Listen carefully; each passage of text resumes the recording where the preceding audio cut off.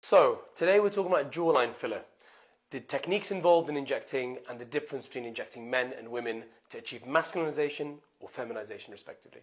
So jawline filler is something which we do a lot of. We have a lot of experience with this treatment, and often people have a stereotypical impression of jawline filler as being boxy and bulky and very fake.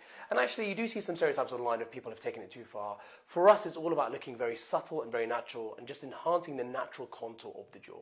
So firstly, the technique is mostly a combination of needles, so using bolus injections, and microcannula. I actually am a fan of microcannula because I feel you can follow the contour of the bones better and more accurately without creating too much projection and protrusion, which looks a bit fake. In some cases, if it's taken to the extreme, you can get like a hamster cheekish effect, which we don't want.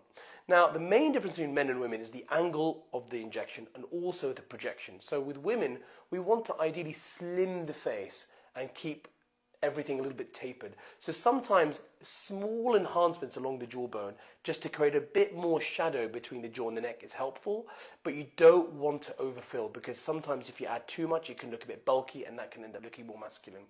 So with women, sometimes projecting the chin actually is really helpful because it can tighten the jawline and enhance the shape without having to add too much in the jaw.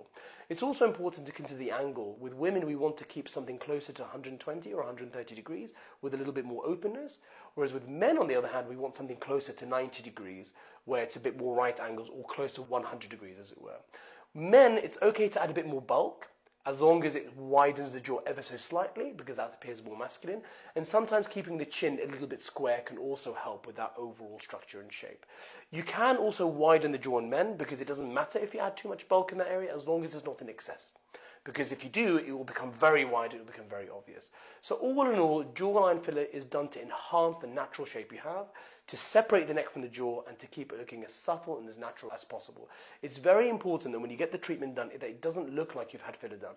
And if it looks obvious to others, then you've had too much. Fillers don't have to look fake.